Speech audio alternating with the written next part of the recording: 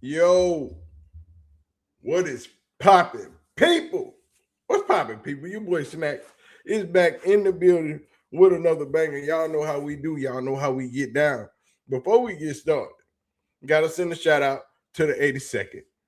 You know what I'm saying? Y'all punk ass president is sending the squad over there to fighting this fake ass. It ain't no fake ass war. This unnecessary war. So I appreciate it if y'all send y'all thoughts and prayers out to the crew, to the squad over there in the 82nd Airborne Division. We got like 2,000 soldiers getting up out of here this week, going to post up and see if we gonna put boots on the ground in Iran for nothing. But we ain't gonna even get into that. You know, we gonna get into what we here for.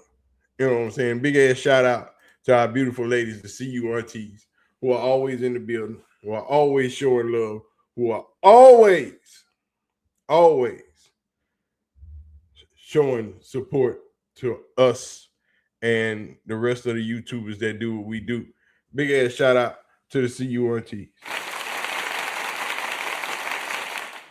You know what I'm saying? But we are gathered here today, ladies and gentlemen. Oh, let me get my hat off because we don't wear that on out. But we are gathered here today, ladies and gentlemen, to talk about the nephew and to talk about the bullshit and the slander that has been bestowed upon the first former HBCU quarterback to reach the Pro Bowl since Steve Al McNair in 2005. One, Shedeur Sanders, who is currently the Browns QB1, who has once again showed up in Cleveland and did everything necessary to win that job. Of course, going into this season, it's a fight between him and Deshaun Watson on who's going to start. Mind you, I don't care which one of them start. Because the Cleveland media going to be mad either way it goes. But 92.3 The Fan had Adam Caplan on. And y'all know it's draft season. So you know draft talk is popping off. And we know last year was the biggest draft slide we've ever seen in the NFL draft history. And that was Shadora Sanders, a renowned first-round pick who slid to the 5th round. And now, all of a sudden, some lies are being told. Some questions are being asked. And I'm upset at Ken and Tony because they didn't push the issue. But let's go. Now, on yesterday, Adam Caplan was on 92.3 The Fan, and the conversation got kind of interesting because they got to talking about Shedeur and that draft slide. And I got questions. And we need to talk about it because somebody need to answer these damn questions. But I'm going to let y'all hear it, and we're going to discuss Good to be with you. We've got MLB starting this week. Cannot wait for that. And the weather's changing. We're actually getting some warm weather out east, and Cavs are doing well. You know, I follow the NBA closely, so it's a good week. I'm freezing like crazy here, so I'm looking forward to a little bit of warm weather myself here. Adam, you know, Ty Simpson, Dan Orlovsky talked him up yesterday on ESPN. We're a team that, hey, I'm willing to roll the dice with Shedeur. Maybe you'll disagree in your answer. I'm ready to roll the dice for at least this year with him. Should we be thinking about Ty Simpson at number 6 or maybe a small trade back and taking him still high in the first round? It's probably a little early, but by the way, for folks out there, for your listeners, Greg Cosell works with us at Inside the Birds, and we just dropped it this morning, our quarterback breakdown of just about every quarterback who could be drafted within the first 5 rounds. So we covered Ty Simpson. So that's Inside the Birds. If you follow me on Twitter, Caplan NFL, you could see I retweeted it. We'll have some information out on that later in the day. But look, Ty Simpson's an interesting quarterback. If there are going to be two that go in the first round, he certainly will be the other quarterback. He's a guy who's got a lot of talent, a lot of upside, but he needs further development. It's a little bit early for me. What I do like about the Brown situation in terms of draft picks, they've got 3 in the first 39. This is the roster that... Now, this is where the unsolicited information starts to be bantered about. This is where shit gets thick because nobody asked about Shedeur in the draft. Nobody said anything about Shedeur and his draft slide. So this was voluntary information about Shedeur. But never mind. Y'all just needs a lot of work. It's a very middling roster. That's the way it's seen around the National Football League.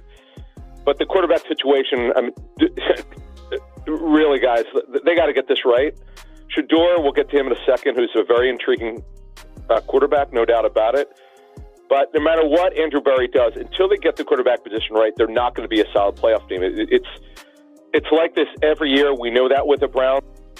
Now, I'm giving y'all all of this pretext instead of just jumping right into the conversation so you can understand where the conversation came from. How did we get here? So you can see that now that it's draft season, this shit is going to start popping up again. And eventually, somebody going to tell it. Somebody going to tell it before the draft hits. Somebody going to tell the damn truth. They've got to get this thing right. Do you believe that Shedeur has a chance to get this right, or are we just kicking the can down the road until 2027? All right, so here's the way that they think about it, based on my conversations with people around the Browns, and also coaches who know what's going on there. Look, there was this belief in coaching circles that if you want to work with the Browns, you've got to at least believe that Shedeur Sanders will be a factor in the quarterback position. Nobody's handing him the job, to be clear, but there was this belief that, look, there's talent with this guy. There's no doubt about it. As a matter of fact, I strongly... Now, right there is what he's telling you is that every coach that came in to interview this job, we need y'all to understand that Shedeur is part of this equation. No matter how we end up, Shedeur is that guy. So if you're not willing, understand that this is what we're moving forward with. And are you willing to see it through? And Todd Monk was like, hell yeah, I've been trying to get that motherfucker since he been in high school. I've been trying to get my hands on him since he been in high school. I tried to get him in college. I tried to get him last year. And you asking me, am I willing to work with him? Oh, yes, sir. Sign me up. Todd Monk is in the building. But anyway, here we go. Let's go. Believe had there not been concerns with his character, he would not have gotten him the job, to be clear. But there was this belief that, look, there's talent with this guy. There's no doubt about it. As a matter of fact, I strongly believe had there not been concerns with his character, he would not have gotten out of the third round. He's a drop back quarterback. He's not a runner. He could scramble. He's not a runner. There's a lot of talent with this guy. The question is he committed to being it? Is he talented? Is he committed to being and developing his talent? That was the issue coming to the draft. That's why he dropped to the 5th round, which definitely was surprising. I'll admit it. I thought he'd go earlier. But based on the teams I spoke with who interviewed him, who talked to him before the draft, I mean, you could see why he dropped. Now, that was then. This is now. He's got a wonderful chance to be their quarterback of the future. I'm very interested to see what Andrew Berry does with all this draft capital. He set them up pretty well. As I mentioned, 3 picks in the top 39. They've got a 3, they've got a 4, 2 5s, a 6, and a 7. But quarterback, guys, is not the only position. They have very little depth on this football team. They haven't been very aggressive. Other than they're rebuilding their offensive line. Potentially, they're going to have 5 new starters. Certainly going to have 4. The question is what they do with DeWan. Now, that man said they had a question about Shedeur's character. I want to know what the question was. Who had any concerns about Shedeur's character going into the draft? He interviewed with a lot of teams, but the question is his character. Has Shedeur ever been in any trouble? Has Shedeur ever had anything outside of football go wrong? Has he dealt with girls in big fights, big public arguments? Did he drunk driving, fighting, getting arrested, acting crazy in public places, showing his natural born ass anywhere? No. So what are the character concerns? And specifically, who told you this bullshit? Who told you this? Character concerns? Really? That's what we do? Hold on. Let's get to this because we're going to skip all the Adam Caplan crap. Because if you saw their faces when he said character concerns, they were like, wait, huh? What you talking about? But let's go. Going.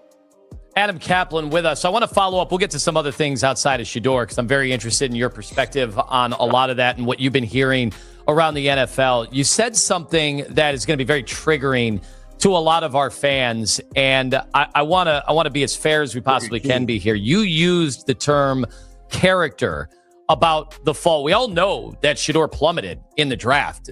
Can't believe with his skill set that he fell all the way. A guy that we were talking about, a first rounder potentially at one point before the combine. And after the combine, all we heard is nobody has a first round grade on him. And then he ends up getting taken in the 5th. And his fan base, they wondered about a conspiracy, wondered what was going on in the NFL that he could fall that far. You use the term character. What specifically are you hearing? Because since he's been here, I got to defend him. He has been so likable. He's been out in the community.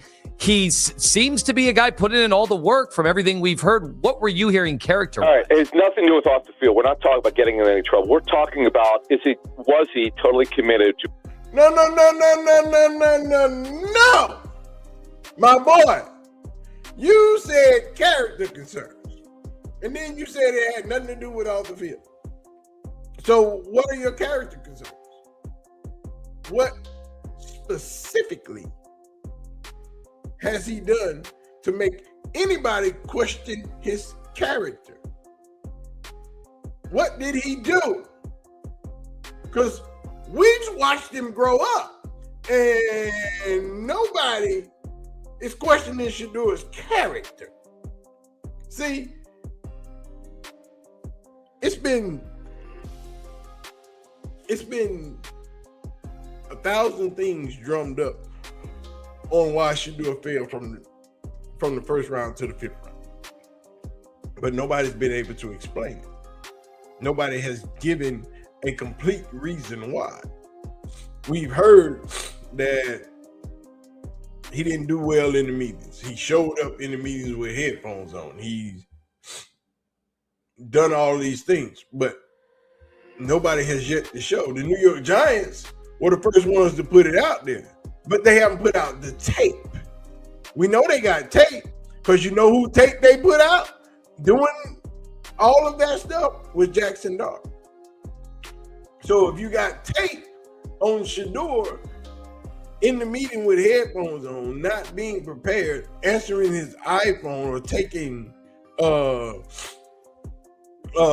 phone calls, then show the tape because you have it. Because there's no reason to think that you don't go into a meeting and they didn't record the entire session. Of course they did, because they wanted to watch it back, because they wanted to see. The combine is built to find flaws, and that's what they were looking for. So the New York Giants have the tape. Everybody that Shedeur interviewed with has the tape. but nobody has shown the tape. We're going to let this thing continue to flow. Being a great quarterback. Nothing new with off. He has been so likable. He's been out in the community.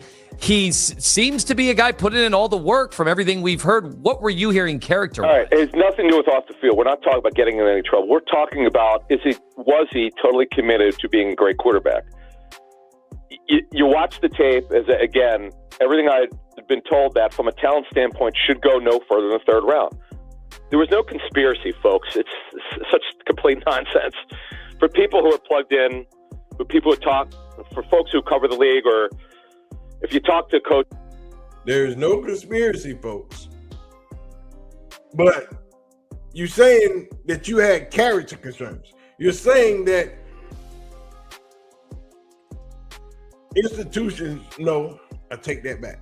Organizations were concerned if he was ready to put in the work and become a franchise quarterback.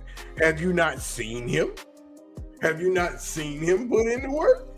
Do you not see him after work putting in the work? So now we're questioning you again because you have not still given us a legitimate reason why he fell to the 5th round. What, are y'all concerned because he wears chains and he does music like every other professional athlete in the history of professional sports have done? Or y'all just didn't like his daddy? See, that's the problem. You didn't like his father. And you wanted to punish his father by punishing the son. Let's just be truthful. Because everything you say can be debunked, can be shot down like they wasting $20 million shooting down them $20,000 drones every day over there in Iraq. It's all false. But y'all want us to believe the bullshit that's coming out y'all mouth, and it's not real. And front office executives, you heard stuff because I was kind of surprised. I mean, heard what? Was ridiculous, but there was a sense that is he committed to being a great player? Is he totally committed to doing it? And now everything I'd heard last season was good around the coaching staff. They were happy with his progress, and I know Andrew Berry drafted him. He wants to see him do well, and it's just a situation. Guys just don't drop because of happenstance. Like, it's not like 32 teams wake up. You know what, guys? Let's just not draft him in the first 4 rounds. It doesn't work that way. There's always a reason, no matter what the conspiracy theorists think. Yes, there's always a reason. And the reason was his father, because there's no way you can question his work ethic. You said his character. And then you switched it to, was he ready to become a great quarterback? That's work ethic. That ain't got nothing to do with character. So what are you talking about? And we've seen him put in the work. We've watched him over the years put in the work. So what are you talking about? Who in their right mind as a GM believes that Shedeur doesn't put in the work and want him to be great? Do you know who his father is? How can you be the son of him and not want to put in the work? Did you see how they were raised? We did. So we know he puts in the work. Have you seen him since he's been in Cleveland? Has he put in the work? After he's been to work, he went and put in some more work. And he's always done that. High school, college, pros, same thing. So his work ethic couldn't have been in question. So what's the next lie that you want to try to tell about Shedeur? And I need y'all to press him on that. Well, I got to ask another follow-up to that, because that's Adam Caplan joining us, NFL insider, host for SiriusXM and Inside the Birds. Greg Cosell works for them for Inside the Birds. They had a breakdown of the film and Ty Simpson, that dropping today, right there, Adam? Is that right? Yes, yeah. Okay. In fact, you know what? Greg told me, I remember, I said, hey, what do you know about Shedeur? He goes, I love this tape. Greg really thought, I just remember it distinctly, because I had heard some stuff about Shedeur before the draft, just about, how serious is he about being great?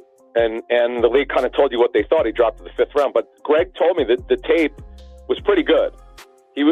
Greg only goes by what he sees. He's not into, the chatter, the rumors, and that stuff. I just remember him. He and I exchanged notes, after the draft. And I said, Greg, I understand if clubs don't trust you, you're going to drop at that position, especially that position. But he's never been in any trouble. It's still surprising. I'm just going to be honest with you. I hope, look, I do hope that he winds up being their starting quarterback, and it works out. And because Browns fans have been through so much. I've covered this business 27 years, and the Browns a lot. I've done a lot of work. There is no way on God's big, pretty green earth that you question Shadora Sanders' work ethic. It's not, because you see the work, you see the videos, you see him doing the work. After he's done working, he goes, puts in more work. Matter of fact, he put in so much work last year that he hurt himself, and he had to miss the second preseason game because he was putting in work after working. And you question whether he wanted to be great, if he was willing to put in the work to be a great quarterback? Are we serious? This is the next lie you got? Come on, dog. This is getting ridiculous. But before the draft comes around, somebody's going to tell the truth. Somebody's going to slip, and it's going to come out, and all hell is going to break loose. Somebody's going to accidentally, in the middle of a conversation, let it slip out. Talking about Shedeur while they're talking about this draft, and Fernando Mendoza and Ty Simpson and all these guys. Just pay attention to these interviews. Listen to what they say, because it's getting closer and closer. And the closer we get to the draft, the more Shedeur is going to come up. The more Shedeur's draft slide is going to come up. And somebody going to slip up. And it's going to be a worldwide event. And the NFL, they're going to take y'all ass up. The Browns over the years, and unfortunately, they've really never gotten a right quarterback, as you well know. Well, and there was another little snippet in there, Adam. Was it a requirement for guys who were interviewed to be open-minded for Shedeur to be the starter this year? Is that what I'm to take from that? No, it wasn't. But let's put it this way. This is from coaches I spoke with. If you thought Shedeur could not even compete, if Todd Monken, for instance, we haven't even talked about Monken. If Monken was totally against it, I can't imagine he would have gotten the job. That's my opinion based on people I spoke with. Well, we'll never know for sure. But everything they've done so far at the quarterback position, which has been zero, as you know, Watson, we know about the Watson situation. Dylan Gabriel is a backup. Shedeur's got way more talent than Gabriel. Now, we haven't gotten to the draft yet. If they don't draft the quarterback in the first 2 rounds, they've already told you where this is headed, that Shedeur's going to absolutely compete for the starting job. And there's nothing out there. Aaron Rodgers hasn't come to Cleveland. There's not a quarterback right now that's out there on the street. And as I open my Excel file here, I'm looking at who's out there. There's nobody. Kirk Cousins. I'm not saying they're on Cousins, but there's no quarterback out there on the street that could say, yeah, he's going to be the starter. So what they've done so far, and we're talking about Andrew Berry here, the general manager would tell you without saying it, I want this guy to compete for the starting job. That's where it is right now, but we'll see what the draft tells us. There's no quarterback on the market that's better than the 2 quarterbacks they have in house. That's why you don't have another quarterback in Cleveland. Oh, I had a sneeze. Excuse me. Oh my God, my sinuses and my allergies are acting up. They are wild this season. Oh yeah, today is my son's birthday. Yes, my other son's birthday. We gonna celebrate. We gonna have a party. No, we not having a party. That boy asked me yesterday, Daddy, can we have a paintball party Saturday? Can I invite all my homies and paintball joint? And I'm like, son, it's Tuesday. You want me to send out RSVPs for a paintball thing on a Saturday in 3 days where parents can already have plans or all things scheduled and you want people to interrupt their day? No, son. It takes weeks. You know this. But you just want to jump up and go, as always. Now, I get you and a couple of your homeboys and we go up here to the Kalahari and y'all can go swimming and run out through all the games and all that crap, but we can't organize no paintball function in 3 days. But anyway, I'm telling y'all about my life. We don't care nothing about that. Shedeur, are they crazy? See, what I need for them to answer is, what legitimate reason do you have for him sliding to the 5th round? There is no legitimate reason because everything they keep trying to tell us, work ethic. Nobody said the tape was bad. Then they said all that crap about the meetings and the iPhones and the headphones, and no legitimate reason except for the NFL said, no. We didn't like what his father was doing when he was playing, and we couldn't touch him then, but we can touch him now because he wants his son in this NFL. So don't nobody draft his ass. And then when nobody drafted him, and the media was going crazy and the internet was going nuts, just like Eric Dickerson said, somebody made that phone call and said, hey, somebody get Shedeur off the draft board because we don't need this type of smoke. And now you turned him into a super duper star. And now he got more support than any other player in the NFL. And you keep playing with him, and they gonna show you what they mean when they say don't play with their nephew. As we're, by the way, talking to Adam Caplan right now, one of the NFL insiders. So the Browns are sitting here at number 6, and everything I hear from the pundits are that this is okay. We're not getting into that. They finna go all off into the draft. Ain't nobody drafting Ty Simpson at 6. Y'all can forget that. But anyway, y'all see what it is. Some old lies, but somebody gonna tell the truth in a minute. In a minute, the truth shall be heard. Somebody gonna drop a truth bomb on their ass, and it's gonna hurt. But anyway, y'all know what to do. Hit your like button, hit your subscribe button. Do not forget to turn your post notification bell on. Hit that little star down there and hype your boy up. Today, my little boy is a teenager. And I don't know what I'm gonna do about it. That boy, 13 years old. It's a problem in his household. I'm gonna have to go fight him. He done asked me for new controllers, new headset. He came downstairs. The boy called me last night at midnight, as soon as his birthday hit. Now I'm in Houston. Had just touched down in Houston. He called me 12 o'clock a.m. on the dot. And I say, happy birthday, son. Why in the hell are you up at midnight? He said, Daddy, well, I just wanted to make it to my birthday and, start the day off. Just watch you come in.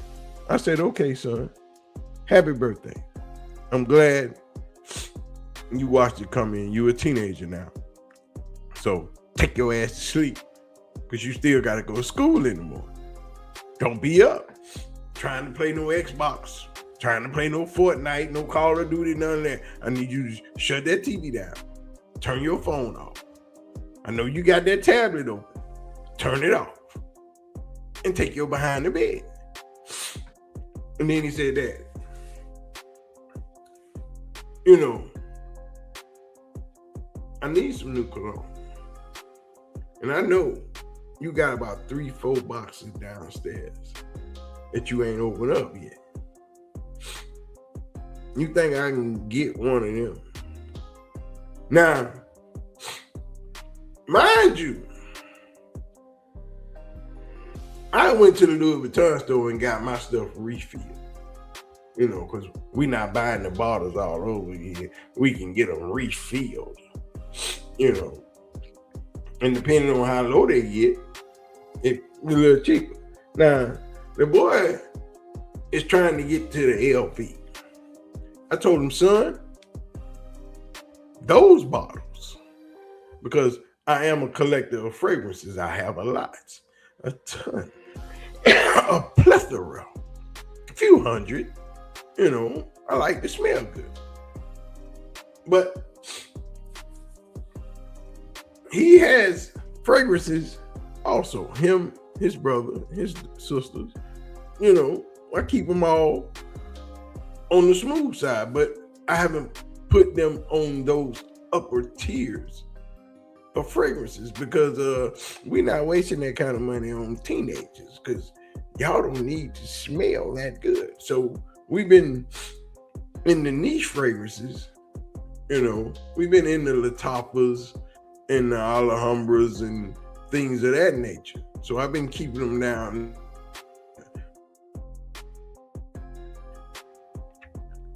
This boy said, Daddy, you got that Tom Ford Noir bottle down there. Let me get that. I said, boy, ain't no way.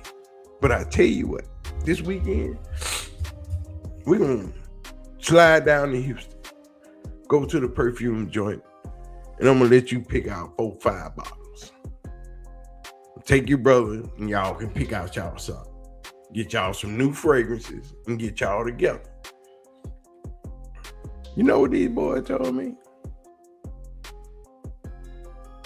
They said, okay, we'll take a few fragrances as long as you make one of them, one for each of us, a top brand. So I'm gonna need y'all to put some money in the chat. Put your donations down there. Put all the things to help a brother out. Because the brother finna go spend some money on these boys and they killing me because this boy want an electric bike. The other one want a go-kart. And I'm like, we not doing all that. But go-kart might happen because I like that. But I'm gonna get out of here, man. I'm gonna holler at y'all. I'm gonna quit telling y'all my problem. I'm gonna get out of here. I'm gonna holler at y'all. Peace.